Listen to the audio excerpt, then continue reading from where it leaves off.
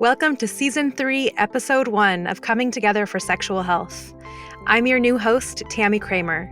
Thanks so much to our prior host, Jennifer Rogers. You'll notice we changed our name from Speaking Frankly to Coming Together for Sexual Health to reflect our focus on creating a platform for many voices. Welcome to Coming Together for Sexual Health, where we talk about enhancing sexual health care. For most of us, having sex is easier than talking about it. This is not related necessarily to the people who have the infection. It's related to the healthcare system in which they exist. What can I do? What can I learn that impacts change for the people that are in my sphere of influence?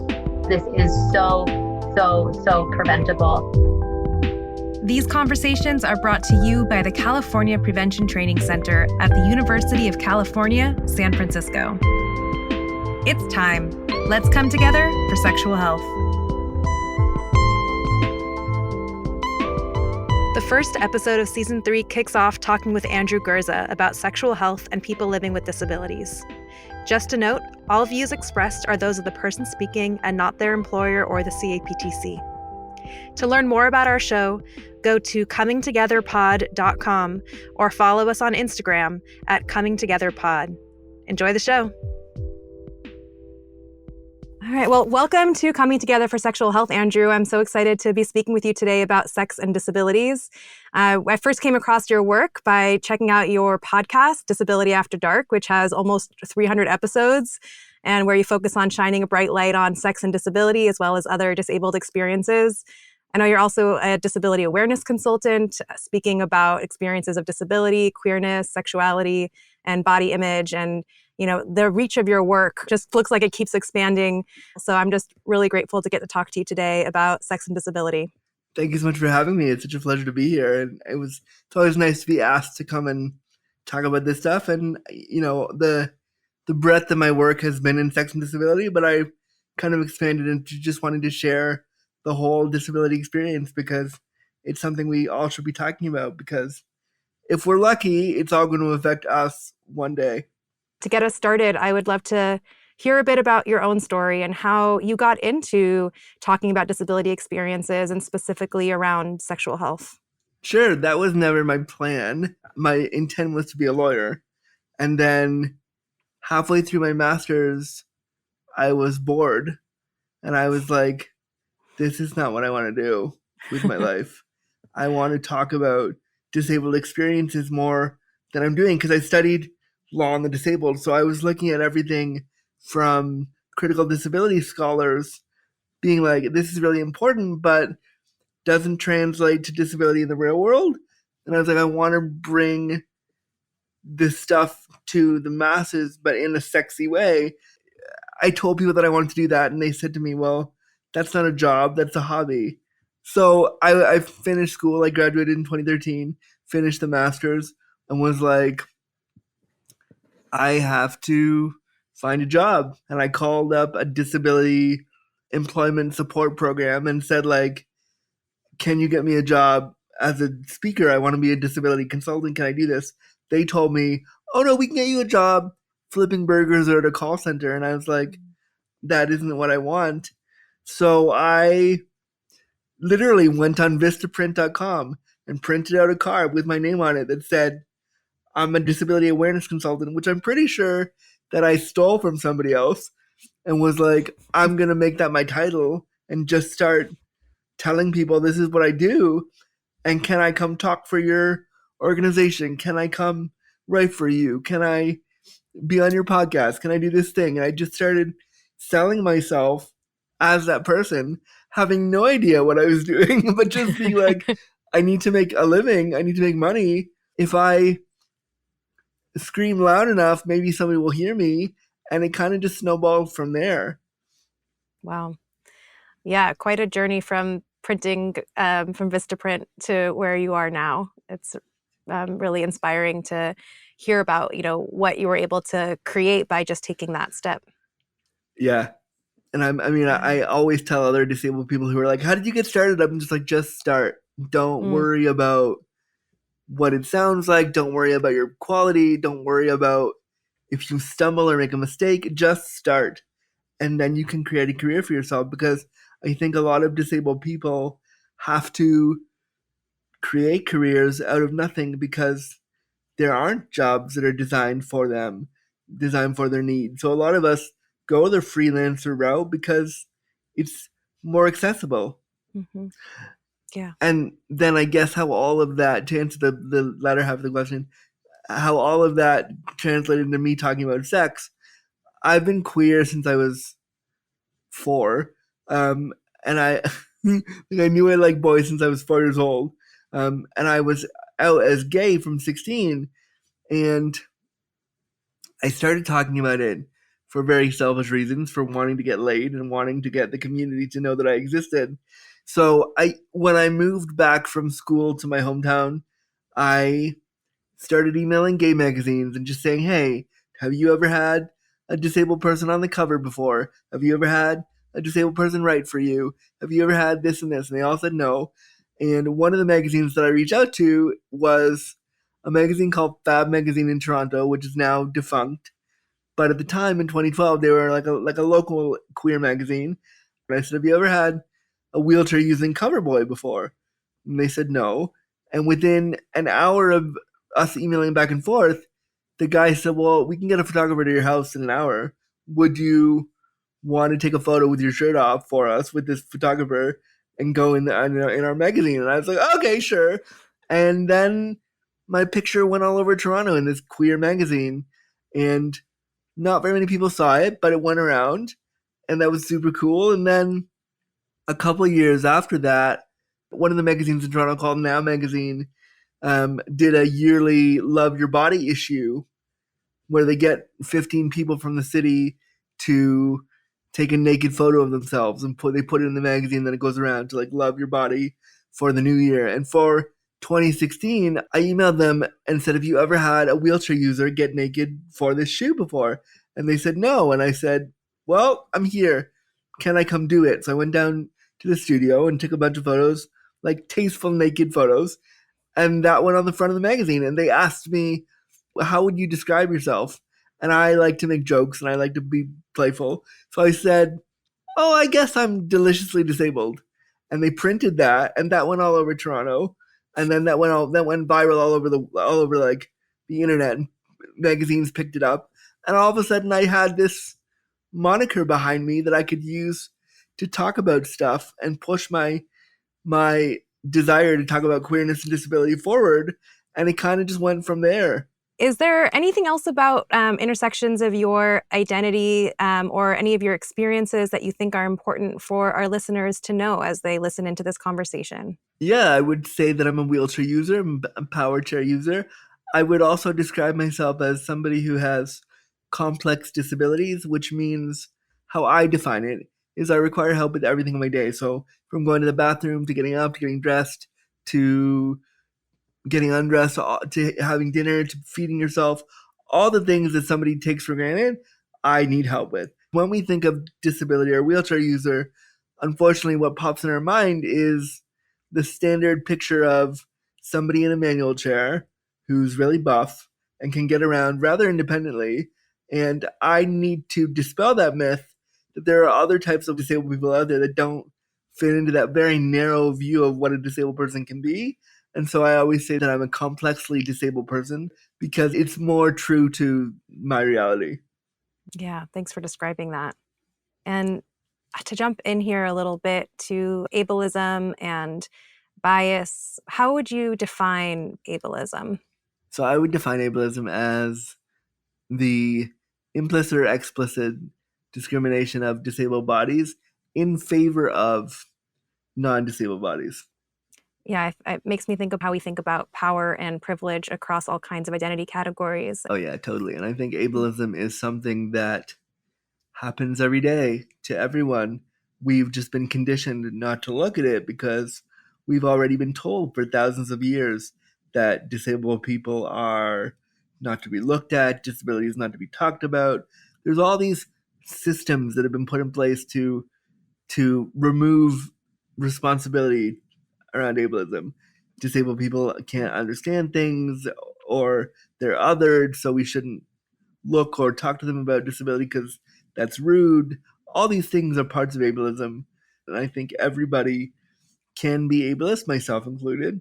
And we all have to work together to dismantle it, just like all of us can be racist. And we have to work to be anti-racist as much as we can. Something I appreciate on your podcast is when you ask the guests like how they identify in terms of disability. I don't remember the exact way that you phrase it. I know on my forum I'll say like, what are your disability identifiers? Or if I'm talking to them on the show, I'll say, can you tell me about your disability and how it impacts your day-to-day life? Mm-hmm. Instead of giving me a medical diagnosis, I want to hear what their day-to-day experience of disability is, to humanize it more and to remove the medicalization of it from what we're talking about. Yeah. Something else that I appreciate about the way people respond to that question is getting to hear about all different kinds of ranges of types of experiences of disability too. So opening the door to think more broadly about what disability is and how it affects people. I think we need to recognize that every disability is different. Every disability presents differently. So to assume that I'm paralyzed because you see me in a wheelchair is a huge mistake and not fair. Like, for instance, I have cerebral palsy, and I spoke to 3 different people today who have CP, and we all present vastly differently. The narratives we've crafted around disability and what makes an acceptable disabled person. The only way to be an acceptable disabled person in the world right now is to have a tragic accident where you lose the ability to walk, and then you overcome it by being some kind of champion wheelchair star. And this is so not the story of what disability is.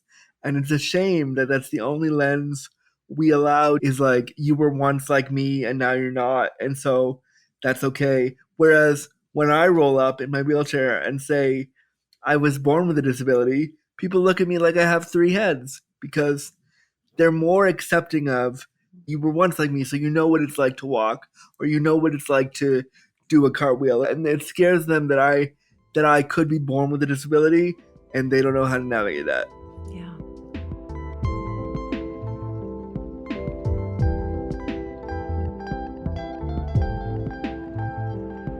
Thinking specifically about healthcare and how ableism shows up. I mean, I'm sure there's so much that can be said in answer to this question, but maybe just like what your initial thoughts are when you think about the way ableism functions in accessing healthcare. Oh, wow. I mean, look at your medical system in America. I mean, it just getting on a healthcare plan that is accessible is sounds impossible. And if you do have a care plan that works for you, when you go see a provider, do they have access for you? Can you get in the building? Do they know how to help you do XYZ exam? Do they have special equipment to get you in and out of your chair if you need to do a more thorough exam? Probably not. Like, I just think there's so many barriers in accessing healthcare for disabled people that many of us don't go with healthcare because we're like, well, fuck, the doctor's not going to know how to help me. Why would I go? And if you're comfortable sharing, I would love to hear, and it could be something that you've heard from one of your guests, however you'd like to answer this, but if you can share with me a personal positive and negative experience around healthcare, and specifically if you could share around sexual healthcare, if you feel comfortable doing that. Yeah. The positive experience that I have is, well, I have 2 positive experiences. The first is more a general experience around healthcare, and the next one will be sexual. So the general experience I have IBS, like, pretty bad. It's a constant struggle, and I would say it's disabling. I would say that at this point it's a chronic illness for me. And so I've been struggling with IBS for probably the better part of my 20s and 30s, but it's been really pronounced in the last 5 years, struggling with diarrhea, constipation, back and forth. It's been a real fun time for me over here. And so a few months ago, my doctor, my primary care provider, emailed me and said, I want to check your belly to make sure you're okay and there's no mass in there and there's not something we're missing.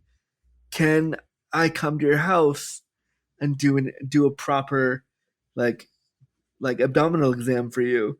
And I have never in my 37 years of going to doctors and specialists and all these things had a doctor offer to come to my house, see me in my home, see how I lived, and say, I want to do an exam for you to make sure you're okay. I cried after we agreed that she'd come over because I was like, it's never happened before. And I was so thankful that she did that because she could give me a proper exam. And I felt so much better about my medical care knowing that she offered to do that. Like that was the moment where I was like, all right, I'm never switching providers unless I really have to. Like, because it was so life-changing for me. And then to switch to sexual health, throughout all of my 20s, I was having sex but not getting properly tested because the first time I went to get tested in university, I went to the student health center and I said I did oral sex with somebody and I'm scared. I think I should get a test. And the nurse said to me, oh, no, you're fine. Don't worry about it. And so I believed that I was fine. And then 10 years later, when I moved back to my hometown, somebody that I had slept with said, I think I caught this. You should go see your doctor. And I was terrified. So I went to go see my doctor and I rolled into his office in like the cold of February in Toronto and said, I want an STI test. Can we test me, please? And the doctor said, I can't do that. I can't take off your coat for you. You're going to have to go somewhere else. So I thought, okay, the best place for me to go is the ER. So I hopped on a bus and I finally get to the ER and I roll in and I say, hi, I would just like an STI test, please. And the nurse looks me up and down there and goes, oh, why does someone like you need that? Wow. I very politely said, well, because I'm sexually active and I'm 33 at the time. I need to get properly tested for STIs. Can you help me here? And so they made me wait 3 hours for the ER doc to see me. The ER doc finally saw me and said, what are you here for? And I said, an STI test. And he goes, okay, what kind of sex do you have? And I said, oral and anal. And he said, well, you could just go to your GP for that. And I said, no, my GP sent me to you.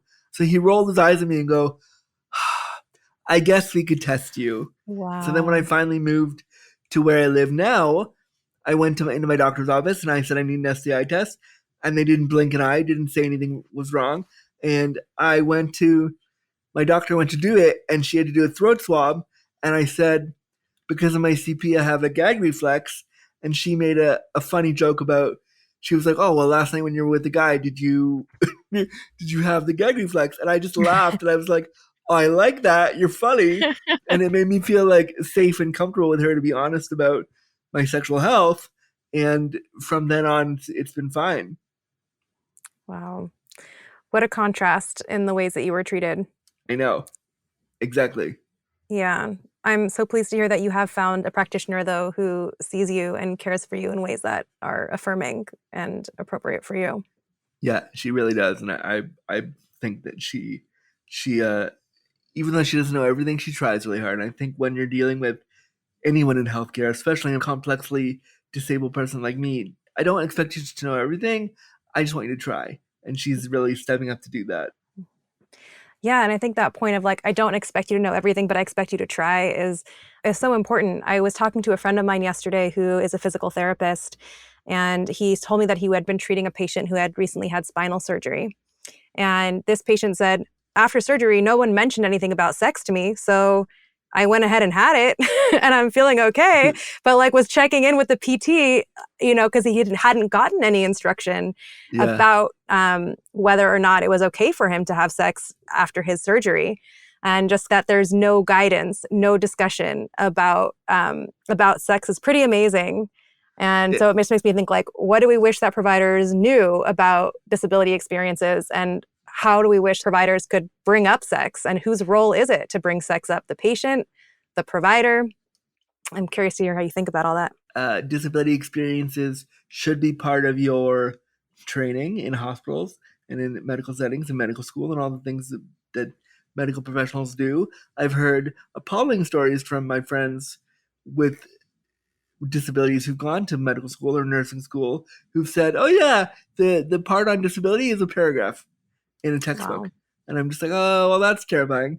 I wish medical professionals knew that one day they'll be disabled too if they're lucky. And when they're disabled, they're going to want to have their medical professional know what to do and know how to talk to them. So we should be mirroring that for everyone. I think in terms of who brings up sex and disability, it should be on the provider to gently bring it up. Like, hey, so as part of your overall health, I want to make sure that we discuss sexuality for you as a disabled person. Is there anything you want to talk to me about, or anything you want to discuss, or any questions you have? Just really open-ended, so that if the disabled person wants to, the invitation is there. It's quite a burden to put on a patient to have to broach a topic that is not only taboo in society at large, but like especially in relationship to their own like lived experience. Yeah. And I mean, sex and disability shouldn't be taboo, because as I've kind of been coming back to throughout, if we're all lucky, we're going to be disabled at some point. Or you could run into the hottest, sexiest disabled person in your life one day and want to have sex with them, or want to go on a date, or want to be intimate. And you're going to need to know these things, or learn these things, or be willing to have these conversations.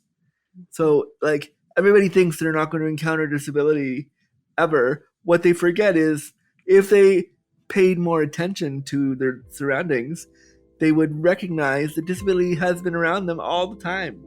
They just chose not to look.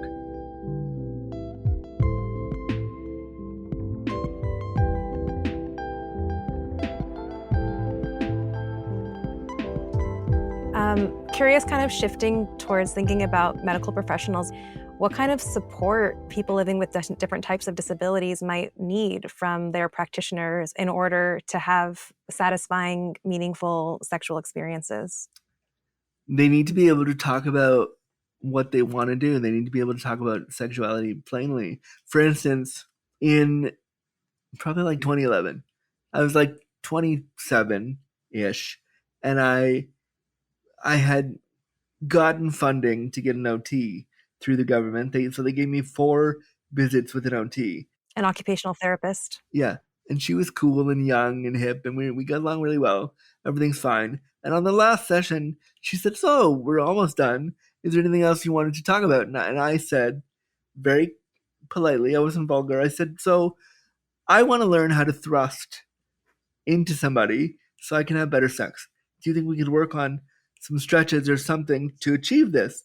And she was about 25 at the time, turned beet red, giggled at me, and walked out of the room, and I never saw her again. Wow. And so I was like, oh, did I ask a wrong question? Oof. Like, what happened there?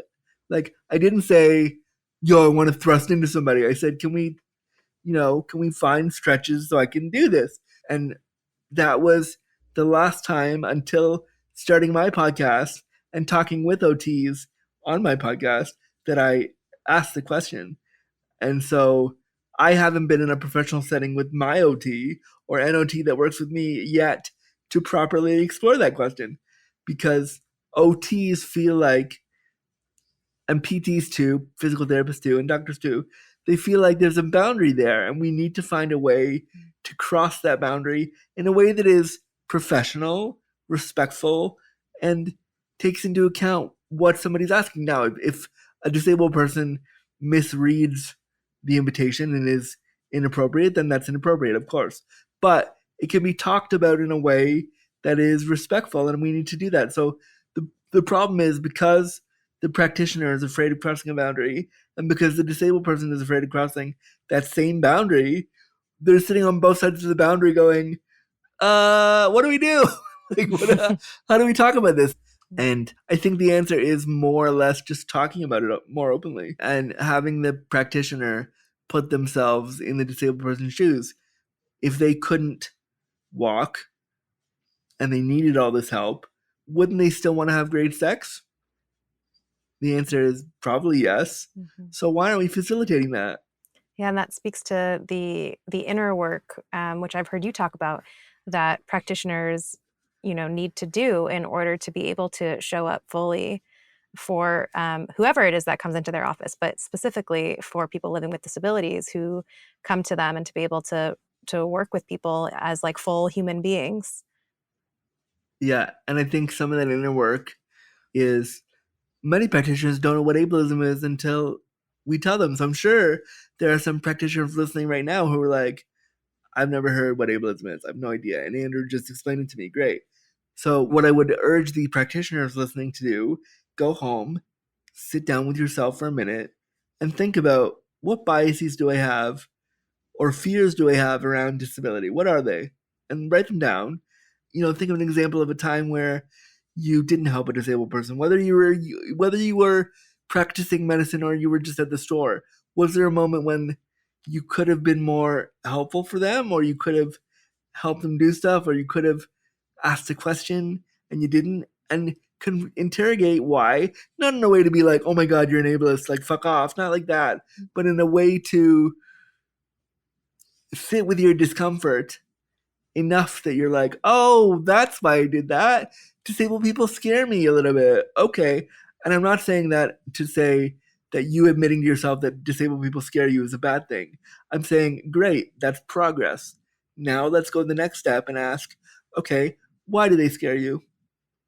Did you see something in a movie when you were younger? Did you have a family member with disabilities that no one talked about, or everyone was afraid to bring up their disability? Like, there's so many layers to this inner work, but the first step is figuring out what ableism is for you and how you've contributed to it, and then going forward from there.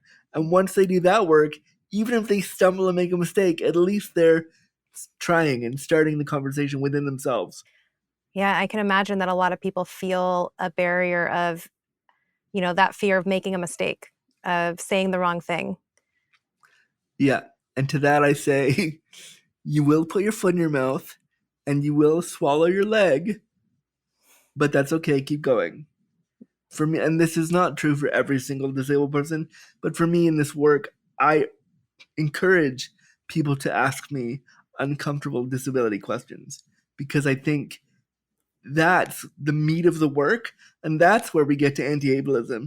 If we stay all surface level and say things like, oh yeah, we're all inclusive and everybody with disabilities is supported and I support everyone, that's a nice idea, but is it true? Probably not, if you really look at yourself. And I think it's important that we look at ourselves and reflect on, how could I do this differently, or why do I feel this way? We don't do enough inner work with, I think, marginalized communities, but especially the disabled community, to be like, why does disability scare me? That's a great question, but no one ever asks it. Yeah. Because then you're labeled an ableist, and then the conversation ends. Like, I think that's where the conversation begins. Yeah. Yeah, that's a helpful kind of opening or roadmap to sit with those really deep questions and to be willing to see yourself, like to witness my own bias, to witness my own fears, in order to be more attuned and ready to witness whichever human being it is that comes into my sphere. Yeah.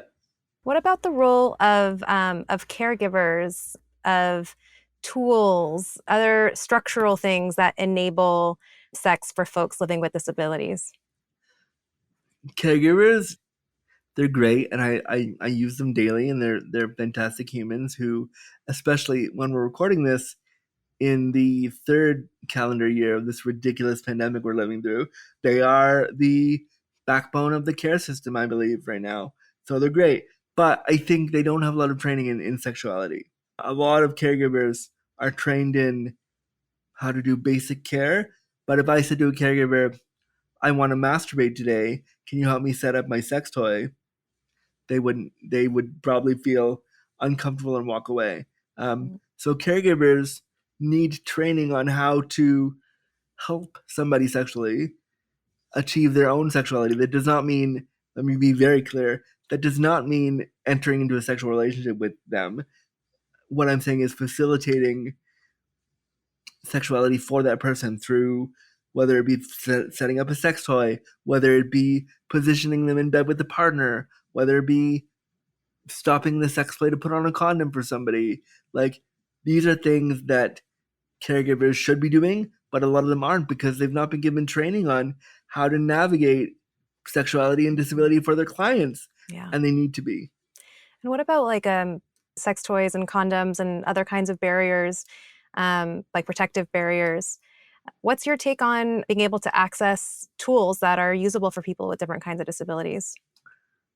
Well, not that I want to toot my own horn, but I am the chief disability officer and co-founder of a sex toy company, and we are in the process of prototype testing our first offering, which is the Bump and Joystick, and it is a sex toy that is about 1 meter in length.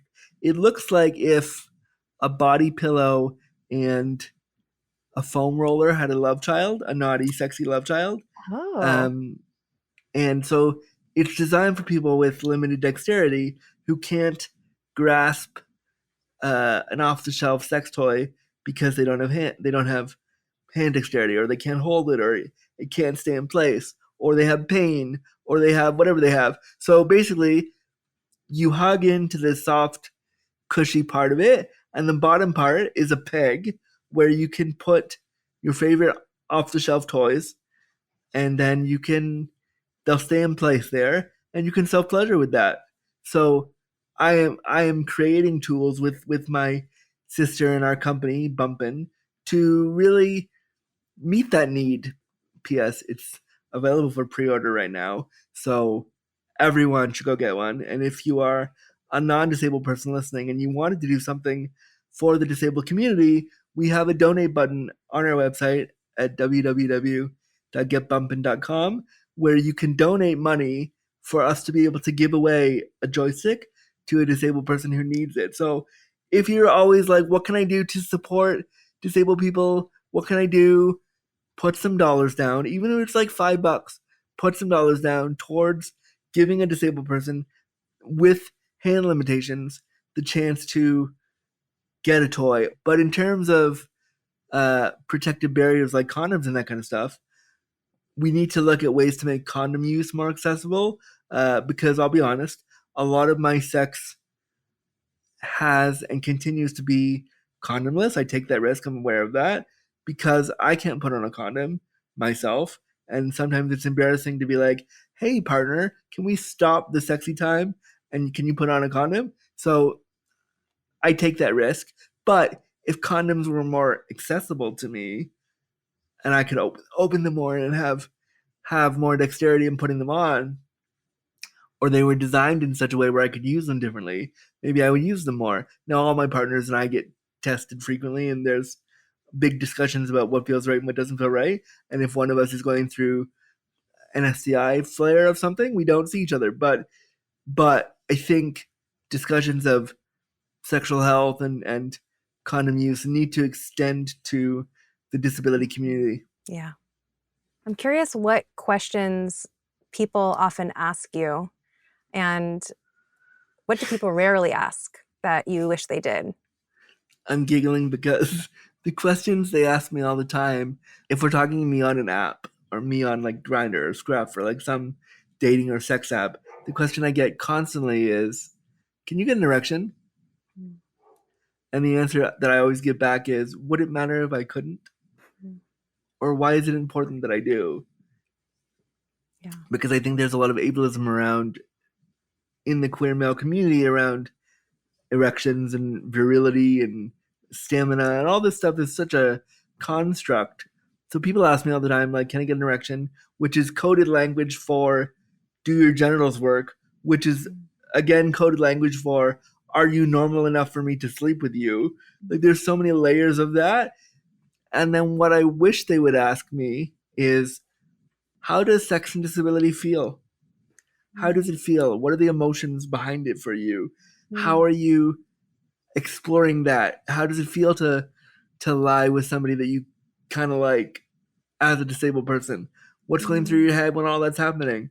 Like, I wish that we would ask deeper questions, because when you ask, can you have sex?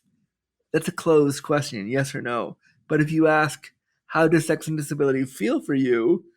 There gives so many other layers and other possibilities for discussion that will help to dismantle ableism for somebody in a way that is a story versus like a closed yes or no answer. Are you up for answering that? How does sex and disability feel for you? It's a big one. Sex and disability, It's changed since I started being sexually active. I've been sexually active now for 18 years. And, when I was younger, all I wanted to do was fuck around and see what happens. Now, as I get older and my disabilities change and my desire for intimacy has grown and shifted, now it's less about the sex and the sexual act itself and more about the time that me and my partner or partners are spending together. I'm not currently in a relationship. I employ sex workers to have my needs met. So the sex worker that I work with is great. We've been seeing each other for almost 5 years now, and we're friends, I would say. And so, like, sometimes we don't even have sex. We'll watch a movie without our clothes on, and the option to be sexual is there, but we don't have to. Sometimes he'll sleep over just to sleep over for me to have that companionship. So for me, it's less about the sexual act now.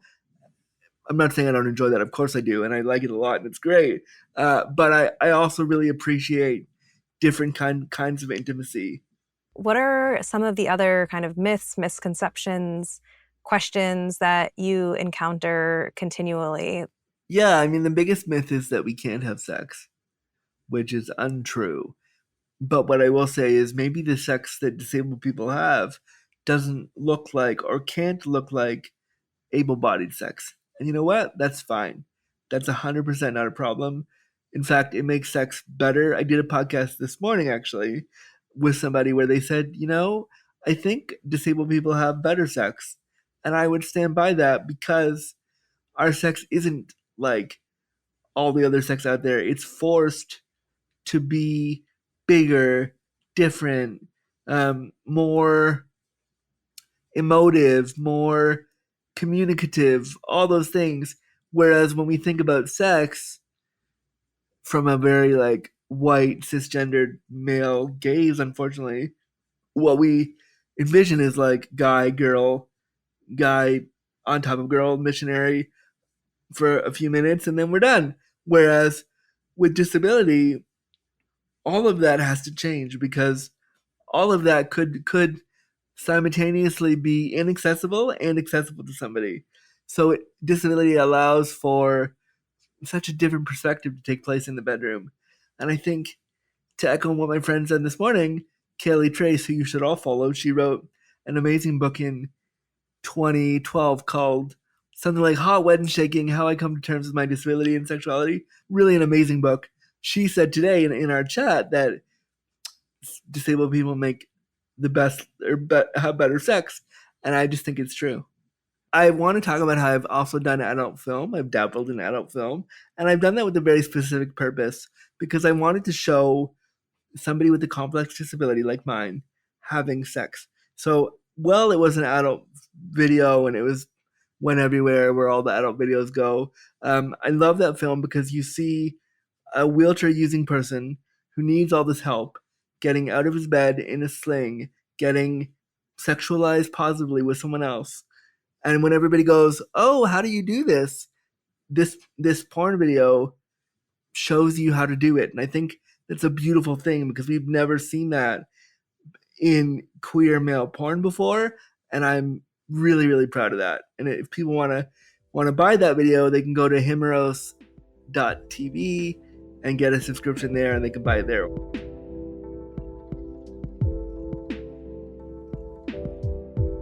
What's something about having sex while living with a disability that you think everyone can learn from? Communication. It's so cliche and so boring because we all talk about communication in sexuality discourse, right? That's one of the biggest things we talk about. But when you're disabled, the communication is forced to shift. So it isn't just, hey, does that feel good? It's like, hey, what's your pain level today? Hey, how does your body feel? Hey, what position works for you? Hey, how's your disability feeling today? Do you want to do this? Is it okay? Like, it's so much deeper than like, can we try some kink today? It's so much deeper than that. What do you feel is stirring right now in the world of advocacy, the imaginations, conversations that you're having with people that you love, people that you work with? I mean, if we're just talking about disability in general, if we take sex out of it for a minute, the biggest thing right now is that disabled people are trying to survive the pandemic.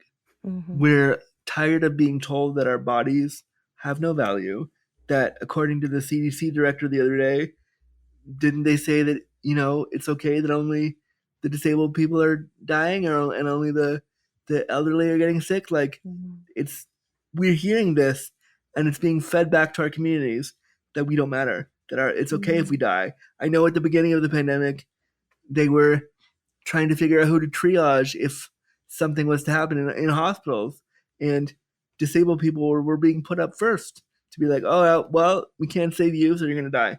Like, that was happening, and it's still happening throughout the pandemic. So the community right now is angry, is scared, is asking everyone else to do their part, to stay home, to wear a mask, to just try a little bit harder.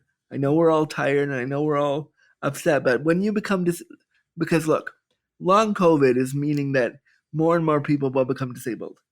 When you become disabled from long COVID, if you get it, you're going to have, from what we're seeing, neurological problems. You're going to have a host of issues that are disabilities. The disabled community knows how to talk about that. And we're going to welcome you with open arms, regardless of whether or not you welcomed us when we try to get in your community.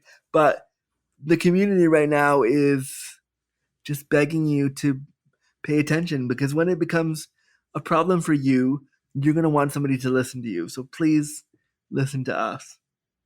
Yeah. The stakes just feel so high right now.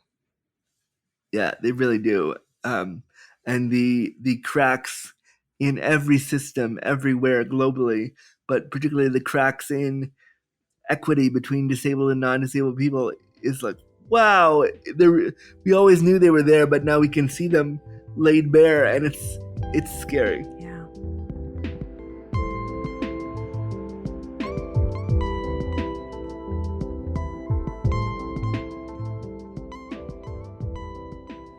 Where can listeners find you? They can find me. They can find me everywhere. They can follow my Instagram and Twitter, where I'm mostly active, at Andrew Gurza _.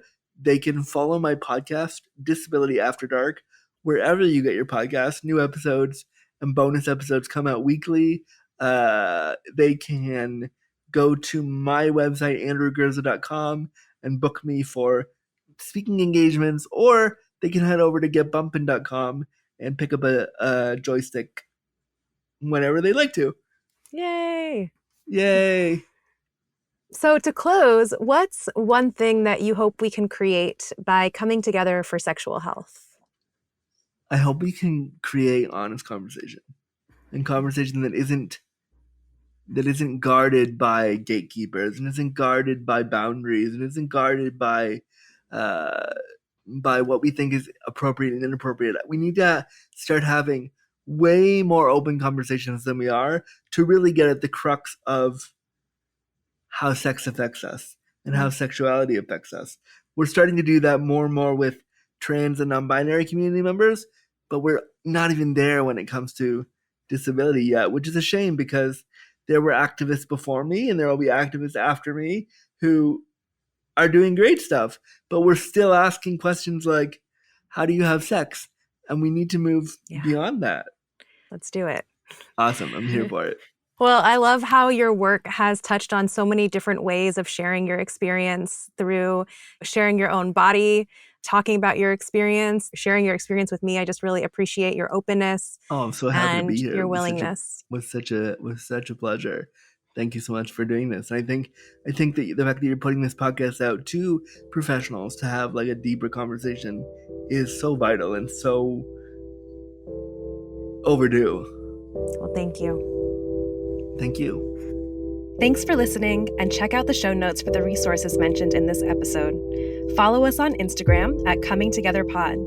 Email us at comingtogetherpodcast@ucsf.edu. Follow Andrew Gurza's podcast, Disability After Dark, and follow them on Instagram at @AndrewGurza_. That's AndrewGurza_.